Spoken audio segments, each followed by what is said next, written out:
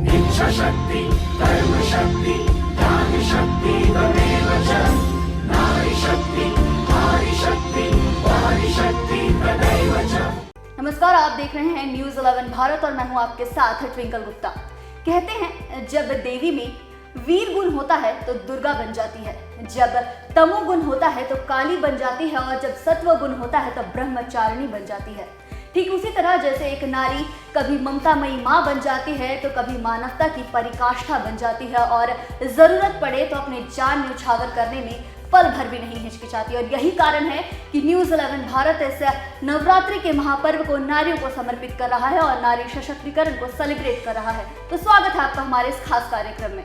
इच्छा शक्ति कर्म शक्ति ज्ञान शक्ति तमेव च नारी शक्ति नारी शक्ति वारी शक्ति तदैव च।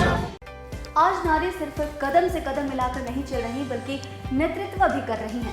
नारी शक्ति की ऐसी गुणों के कारण नारी कभी बच्चे का पालन करती है तो कभी समाज को संभालती है। और आज आपको एक ऐसी ही नारी से मिलवाएंगे जिन्होंने सबसे कम उम्र में विधायक पद को संभालकर इतिहास रच दिया। जी हाँ, मैं बात कर रही हूँ अंबा प्रसाद की। उनसे बातचीत से पहले देखते हैं उन पर एक छोटी सी रिपोर्ट। हाँ, यही रास्ता है तेरा, तूने अब जाना है। हाँ, यही सपना है तेरा, तूने पहचाना है। खोल दो पंख मेरे, अभी और उड़ान बाकी है। जमीन नहीं है सिर्फ मंजिल मेरी, अभी पूरा आसमान बाकी है। ऐसा ही है सबसे कम उम्र में विधायक का पद संभालने वाली निडर और बुलंद हौसलों वाली अंबा प्रसाद। रोके तुझको आंधियां, क्या जमीन और आसमां पाएगा। जो लक्ष्य है तेरा, लक्ष्य तो हर हाल में पाना है। इनका जन्म हजारीबाग के बेहद ही छोटे से गांव में हुआ। अंबा ने पढ़ाई की शुरुआत गांव के ही सरकारी स्कूल से किया, जिसके बाद उन्होंने कार्मेल गर्ल्स स्कूल हजारीबाग से 10वीं तक की पढ़ाई की। इसके बाद उन्होंने बीआईटी मिश्रा से बीबीए किया और Xavier Institute of Social Service से एमबीए की डिग्री हासिल की। अंबा के पास वकालत की भी डिग्री है। उन्होंने झारखंड हाईकोर्ट में वकालत भी किया। एक समय ऐसा आया कि अंबा ने अपने सपनों को दरकिनार किया और परिवार के सपोर्ट के लिए राजनीति का रास्ता चुना और निकल पड़ी अपने लक्ष्य को अंजाम देने। परिंदे यूं अब के उड़ा कर तू, जा जला सूरज को जाके आसमां पे तू। है परिंदे पर ऐसी उड़ाने तू, हर नजर ये तुझसे पूछे आग इतनी क्यों। धूल उड़ा जाके मंजिलों पे यूं, के इन हवाओं से तेरी यारी है। उड़ जा अब तेरी बारी है, उड़ जा अब तेरी बारी है। विधायक बनने के लिए अंबा ने खुद को पूरी तरह झोंक दिया और 2019 में बड़कागांव विधानसभा क्षेत्र से जीत हासिल की और 28 साल की उम्र में महिला विधायक बनकर इतिहास रच दिया। अंबा ने अपने रास्ते में जितनी चुनौतियां आई उसका सामना किया और सिर्फ अपने मार्ग में आगे बढ़ते गईं। उन्होंने हर बार अपने काम से साबित किया कि नारी हर क्षेत्र में श्रेष्ठ है। वो अंदाज है तेरा बेफिक्र मौज तू, के अब तेरी मुट्ठी में दुनिया सारी है। उड़ जा अब तेरी बारी है, उड़ जा अब तेरी बारी है। तो चलिए आपको मिलवाते हैं अंबा प्रसाद से और जानते हैं कि उन्होंने यहाँ तक का सफर कैसे तय किया। तो पहले मैम आपका बहुत बहुत धन्यवाद कि आपने अपना इतना कीमती समय हमें दिया। मैम, जैसे सभी जानते हैं कि बहुत मुसीबतों से आप गुजर कर यहाँ तक पहुँची हैं, तो आपने यहाँ तक का विधायक तक का सफर कैसे तय किया मैम? पहले तो हम स्टूडेंट थे और आप सब जानते हैं मेरा स्ट्रगल, मेरे परिवार का स्ट्रगल। मेरे पिताजी एक लड़ाकू, एक फाइटर लीडर थे। वो एक ऐसे इंसान बहुत ज़िद्दी थे कि लोगों का समस्या किसी भी हाल में, चाहे लड़के या जैसे भी, वो कराने का काम करते थे। और तब मैं पॉलिटिक्स में बिल्कुल मेरा ध्यान नहीं था, रुचि भी नहीं था। मुझे अपने पढ़ाई से मतलब था और मेरे सपने जो मैं देखती थी उसे पूरा करने से मतलब था। उसमें भी स्ट्रगल था अपना, एक अलग जो स्टूडेंट का स्ट्रगल होता है। और जेल भी गए हैं मेरे पिताजी, तो हम लोग अपने आप को संभालते थे। उस टाइम हम बहुत इमोशनल भी थे, कई चीज़ बर्दाश्त नहीं कर पाते थे, बहुत भावुक थे, अभी भी हैं, लेकिन अब अपने इमोशंस को कंट्रोल करना सीख गए हैं। और महिलाओं के लिए तो ये बहुत ही स्ट्रगलिंग फील्ड है, क्योंकि जो सोसाइटी में कुछ मानसिकता के लोग होते हैं वो महिलाओं को आगे नहीं बढ़ते हुए देखना चाहते हैं। तो कई तरह की टिप्पणी मुझे अपने विरोधियों से सुनने को मिलता है। तो ऐसे मेरे चुनाव में जो मेरे विरोधी लोग मेरे बारे में बोलते थे, जैसे हम लोग कैंपेन कर रहे थे तो हम तो अपना सारा काम बता रहे थे, हमारे तरफ से क्या क्या हुआ, क्योंकि चुनाव में अपना अपना उपलब्धि बताना पड़ता है लोगों को। हमारे विपक्षी बोलते थे कि लड़की है, दहेज में ले जाएगी, आप लोग वोट उसको देंगे, वो शादी कर लेगी, बाहर चली जाए। पर हमारे क्षेत्र की जनता उस बात पे नहीं आई और बेटी को मौका दिए। बहुत बड़ी बात है मेरे लिए भी, क्योंकि मैंने ऐसे उदाहरण बहुत कम देखे हैं। तो मैम, आपने जैसे अभी बताया कि एक नारी होने के कारण आपको ये बहुत असमानताओं का सामना करना पड़ता है, तो कोई एक ऐसी चीज़ जब आपको लगा कि नहीं अब तो मैं इस चीज़ को करके रहूँगी, ये वाली जो फीलिंग आपके अंदर कब आई कि नहीं मुझे अब तो इस चीज़ को करके रहना है? देखिए, मैं अपनी पढ़ाई उस स्ट्रेंथ और उस मोटिवेशन के साथ कर रही थी कि मुझे ये करना ही है, और इसलिए मुझे हमेशा अच्छे रिजल्ट्स मिले। मेरे अंदर कंपटीशन का भावना है, तो मैं क्लास में मैं हमेशा कोशिश करती थी कि मैं मेरे से बेहतर जो करते थे तो मैं सोचती थी मैं उनसे बेहतर क्यों नहीं कर सकती। हमेशा मेरे अंदर ये चीज़ हमेशा रहा है, तो वो कंपटीशन वाला फीलिंग बहुत ज़्यादा रहता है मेरे अंदर। तो अब इस फील्ड में तो मैं परिस्थिति के तौर पे आई हूँ, और उस टाइम मेरे मन में बस यही था कि मेरे माता पिता के साथ अन्याय हुआ है, मेरे माता पिता के साथ साथ उन लोगों के साथ अन्याय हुआ है जिसका ज़मीन था, तो उनको ऐसा ना हो कि मतलब मैं, क्योंकि मुझे ये जिम्मेदारी दी गई थी और मुझे सब कुछ संभालना था। मेरे पापा जेल में, मेरी माँ जेल में, तो मेरे पास एक बहुत बड़ी चुनौती थी कि मुझे किसी भी हाल में, ये एक प्रतिष्ठा की लड़ाई थी, एक मान सम्मान की लड़ाई थी, ये न्याय दिलाने की लड़ाई थी कि सच को हारना नहीं चाहिए। ये मेरा सोच था, इसलिए मैं इसमें बहुत सीरियस थी। और मैं भावुक हो कि मुझे भाषण देना नहीं आता था, मैं कभी नेताओं के बीच में नहीं रही थी, ना ही मैं अपने कार्यकर्ता को पहचानती थी, ना ही किसी का नाम जानती थी। तो मैं जहाँ भी बात करती थी, जो भी लोगों को संबोधित करती थी, तो मैं अपने दिल से जो निकलता था वही बोलती थी, और लोग कनेक्ट करते थे, लोग सुनते थे, लोग विश्वास करते थे, और वही चीज़ मुझे यहाँ तक लाया है। मैम, आपने जैसे बताया कि आप बहुत लगन के साथ पढ़ रही थी, यूपीएससी की तैयारी की है आपने, उसके बाद आपने वकालत भी की है, तो क्यों, मतलब ऐसे कैसे आपने अपने सपनों को दरकिनार करके मतलब ये इस क्षेत्र में आकर अभी आप इतना? देखिए, मेरे पिताजी ने नहीं बोला था कि तुम वहाँ छोड़ दो, दिल्ली से वापस आ जाओ। वो बोले कि बेटा तुम अपना एग्ज़ाम में ध्यान दो और तुमको निकालना एग्ज़ाम, तुम निकाल लोगी। पर मेरे पूरा फैमिली अगर जेल में रहे, किसी का भी, तो that is very difficult time. आपके बाद कौन है जो ध्यान रखेगा? कोई फैमिली में जो भी होता है तो अपने जो परिवार होते हैं उनको ज़्यादा चिंता होता है, वो लग के जितना करेंगे उतना कोई नहीं करता। तो हमें इसलिए छोड़ना पड़ा। हम सोचे पापा तो इमोशनल है, वो तो मेरे लिए सोच रहे हैं, पर मैं फिर से तैयारी कर लूँगी, वो ये भी भागेगा नहीं, मैं वापस आके पढ़ लूँगी। और मैंने इंतज़ार किया पापा का, मम्मी का, पापा का निकलने का, तो मैं सोची वो वापस आएंगे और मैं चाहती थी वही फ़ाइट करे। लेकिन अचानक से फिर ये मैं भी नहीं जानती थी कि मुझे ही फ़ाइट करना है। जब मुझे टिकट मिला तब उस दिन मैंने एक्सेप्ट किया कि मुझे फ़ाइट करना है, और मैं उसी को एक्सेप्ट करने में काफ़ी टाइम लगा दी कि मैं उतना नहीं सोची थी कि इतना चैलेंजिंग जॉब है। और फिर काम करते करते इस चैलेंज से इंट्रोड्यूस हुई, और तब समझ में आया कि हर किसी के बस की बात नहीं होती है, क्योंकि आपको संयम रहना है, आपको हार्डवर्क करना है, हमेशा अवेलेबल रहना है। और मैंने कई त्याग किए हैं, और जब लगता था कि अब बस 1 साल 2 साल पढ़ना है और फिर उसके बाद अपने करियर तो आपने भी कहा कि मैंने बहुत सारे त्याग किए हैं, तो आप कुछ ऐसी बातें हमें बताएंगे जिससे हमारे दर्शकों को सीख मिले कि हाँ, हमें भी ये करना चाहिए। देखिए, मैंने तो अपने आप को पूरा जनता पे सौंप दिया है। अब my time is not my time any more. सुबह उठती हूँ, अब एक्सरसाइज करूँ ना करूँ that is not important for me. अगर 6 बजे लोग आ गए हैं या कितने बजे भी लोग आ गए हैं तो मैं सब छोड़ के जल्दी से बाहर चली जाती हूँ। जब बाहर निकल जाती हूँ तो फिर निकल ही जाती हूँ, फिर रात में आती हूँ। क्षेत्र जाना, सारा जगह घूम के आना। कभी कभी हम लोग 1 बजे रात को आते हैं वापस, और कभी भी 10-11 बजे से पहले आ नहीं पाते।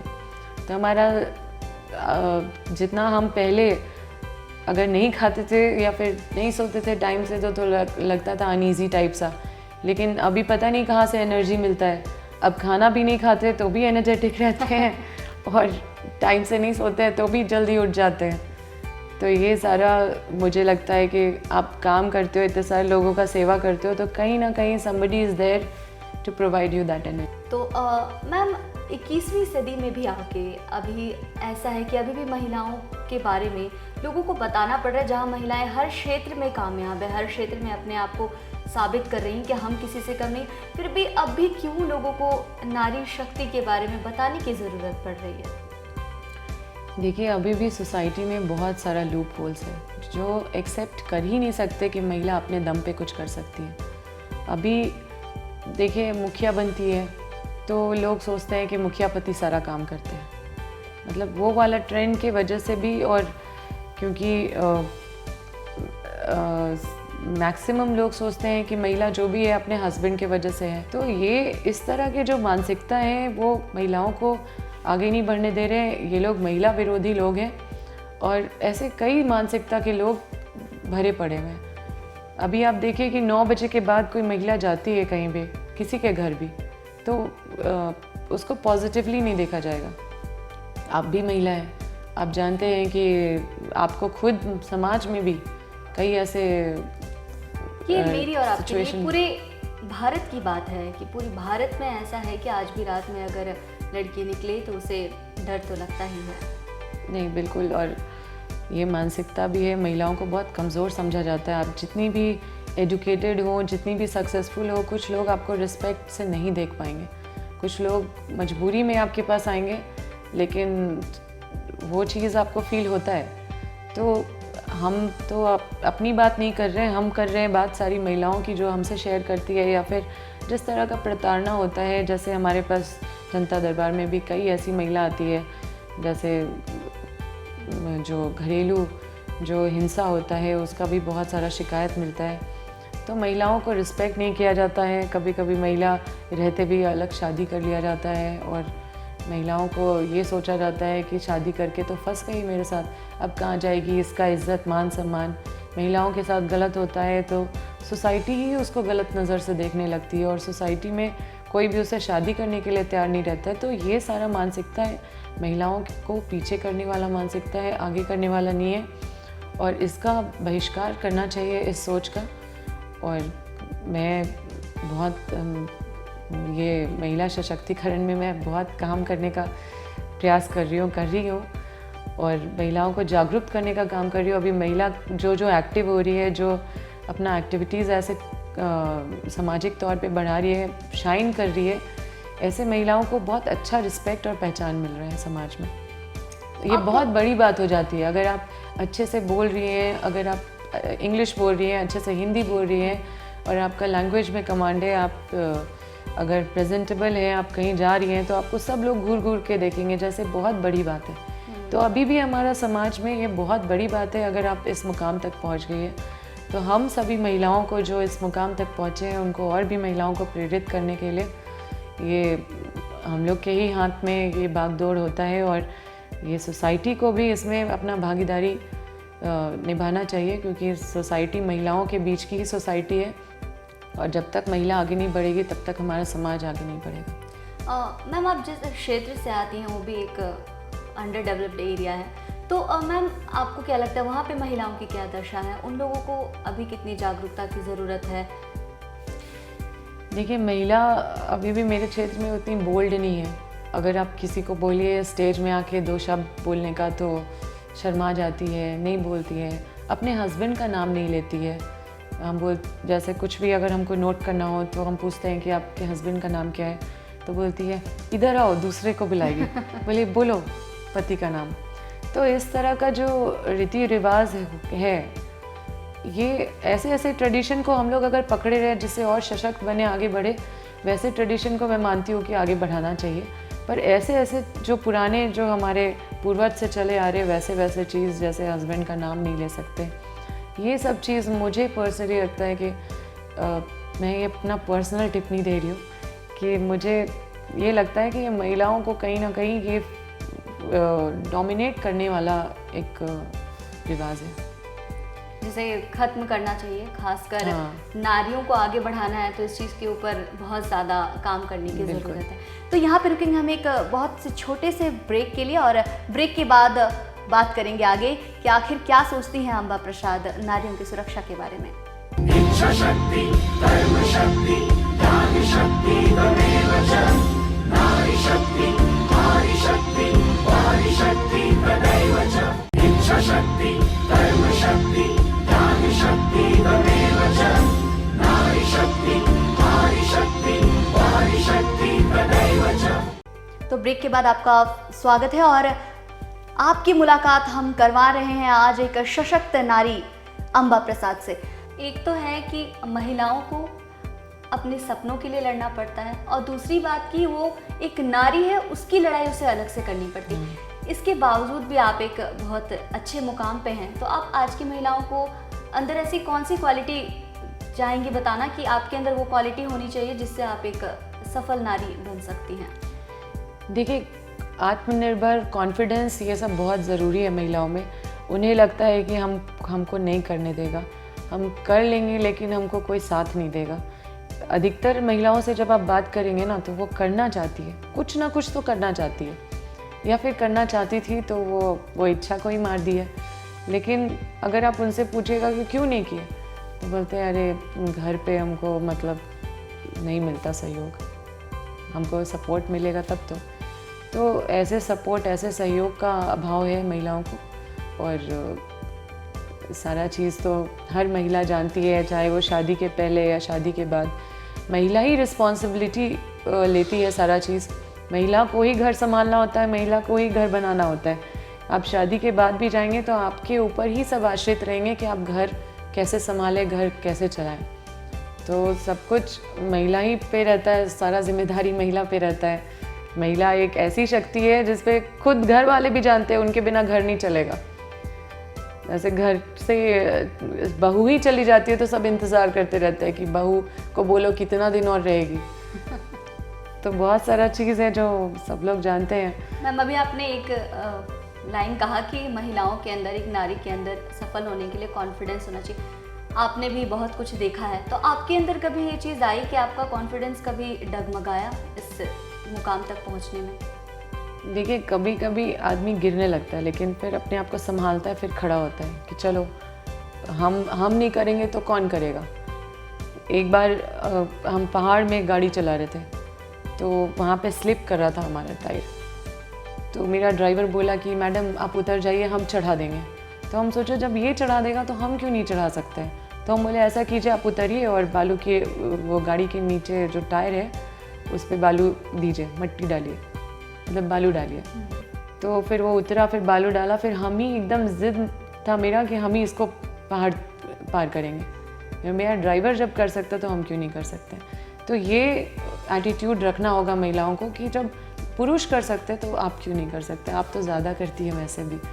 महिला संघर्ष के मामले में, काम के मामले में, हार्डवर्क के मामले में, सहन शक्ति के मामले में पुरुषों से बिल्कुल कम नहीं है। हर चीज़ में मेहनत महिला ज़्यादा करती है। तो महिलाओं को अपने आप को कमज़ोर तो समझना ही नहीं चाहिए, क्योंकि ये एक अगर उनके मानसिकता में अगर ये चीज़ डाला गया है तो ये उन मानसिकता के लोगों के द्वारा डाला गया है जो हमेशा उसको गलत नज़र से देखें या कमज़ोर ही बनाना चाहें। और किसी से भी पूछिए तो सब जानते हैं महिला सबसे ज़्यादा सशक्त है, और क्या है उनके बिना घर क्या है, उनके होने के बाद घर क्या है। तो ये है आज की नारी, ये है सशक्त नारी जो किसी भी परिस्थिति में ये कर दिखाती हैं कि हम जो कर सकते हैं वो कोई नहीं कर सकता, मतलब हम किसी से कम नहीं। तो मैम, आपको यहाँ तक पहुँचाने में, आपके इतने लंबे सफ़र में आपके परिवार ने आपको कितना सपोर्ट किया? देखिए, मेरी परिवार हमेशा से सपोर्टिव रही है। मेरे घर में कभी भी लड़का लड़की वाला भेदभाव नहीं रहा। मुझे सबसे ज़्यादा आज़ादी मिला है, मेरे भाई से ज़्यादा मुझे आज़ादी मिला है, मैं ये कह सकती हूँ।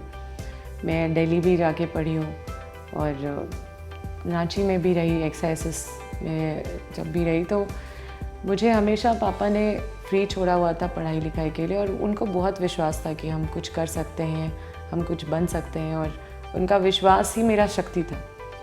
और जब हम वापस आए, मेरे अंदर इतना डेडिकेशन रहता था कोई भी चीज़ को। आप मुझे जैसे कुछ काम करने दे दोगे ना, तो मैं काम जब तक कंप्लीट नहीं करूँ, मेरा कोई माइंड डिस्ट्रैक्ट नहीं कर सकता है। मैं उतनी डेडिकेटेड रहती हूँ कोई भी काम को लेके। मेरे पापा अच्छे से हमको जानते हैं बचपन से ही, तो he has always been motivating me, encouraging me. और सबसे बड़ा खुशी का पल विधायक बनने के बाद था, जब मैं पापा से विधायक बनने के बाद मिलने गई थी। तो जो खुशी उनके चेहरे पे दिखा, जिस तरह से वो मेरे को हग किए, और मुझे उन्होंने 2 चीज़ सिखाया कि राजनीति अब तुम घुस गई हो राजनीति में, अब तुमको क्षेत्र संभालना है। 2 चीज़ याद रखना कि पब्लिक कोई भी समस्या लेके आए, कोई भी अंडर द सन, उनको जैसे बाघ का दूध भी बोले कि हमको बाघ का दूध चाहिए, तो तुम कभी भी ये मत बोलना कि बाघ का दूध नहीं मिल सकता है। तुमको बाघ का दूध उसको बोलना कि ठीक है, आप आए हैं, आपको बाघ का दूध चाहिए, हम देखते हैं कैसे बाघ का दूध आपको दिलवाते हैं। और तुमको ये भी देखना है कि उसको बाघ का दूध कैसे दिलवाओ। He was just giving example कि मतलब उनका क्या कहने का मतलब था वो हम समझ गए। मेरी माँ भी मेरे को सिखाई कि बेटा कभी भी छोटा सोच को लेके कभी भी मत रहना, क्योंकि तुमको बहुत बड़ा चीज़ मिला है। ये विधायक बनना बहुत सारे लोगों का सपना होता है, लेकिन सबका सपना पूरा नहीं होता।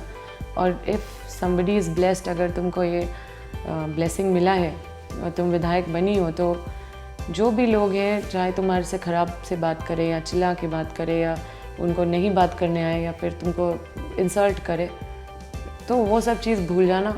उनका काम जो भी है करना, ये मत सोचना वो मेरा विरोधी है, वो मेरा काम नहीं किया था, वो मेरा वोट नहीं दिया था। तो मेरी माँ बोली कि हमेशा बड़ा सोच रखना, और कभी भी कोई भी चीज़ ऐसा हो तो एकदम स्वाहा कर देना, और उसको एकदम कोई भी उसका काम होता है तो उसको करना, क्योंकि बहुत बड़ा जगह मिला है और तुम इस जगह पे रह के छोटा सोच नहीं रख सकती। तो ये तो हुई कि अंबा प्रसाद की परिवार ने उनका कैसे सहयोग किया, कैसे उनको सपोर्ट किया, लेकिन अब उनके परिवार से जानते कि वो इनके बारे में क्या कहते हैं।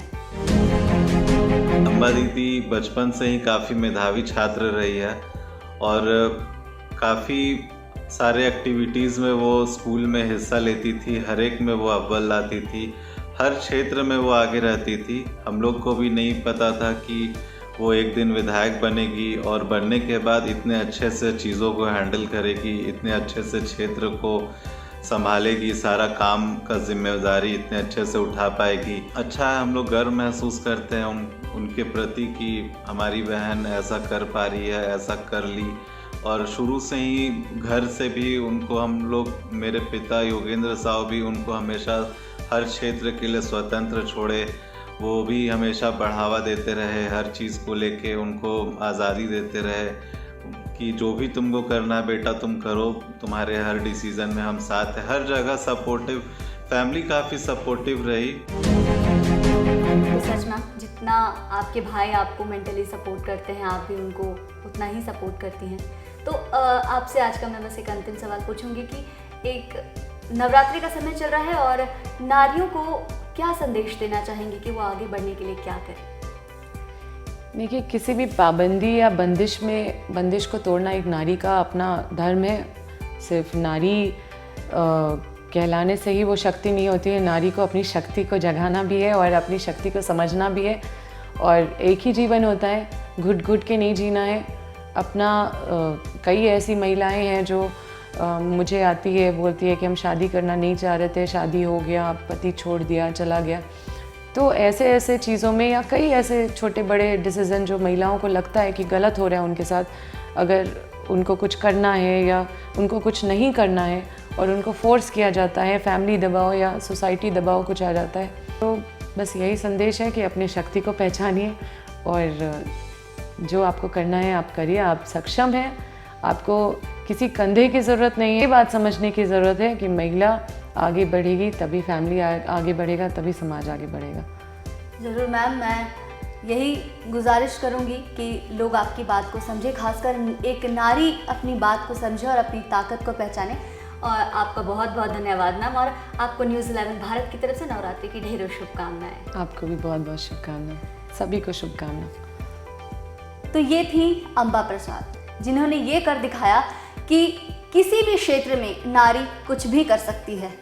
नारी ही वो है जिसने हर एक काम को उस तरीके से कर दिखाया जिस तरीके से शायद दुनिया की कोई और ताकत नहीं कर सकती। आप नारी हैं और नारी कुछ भी कर सकती है। तो न्यूज़ 11 भारत आपको कल फिर एक ऐसे ही नारी से मुलाकात करवाएगा। तब तक के लिए देखते रहिए न्यूज़ 11 भारत। इच्छा शक्ति, कर्म शक्ति, ज्ञान शक्ति तमेव च। नारी शक्ति, नारी शक्ति, वारी शक्ति तदैव च।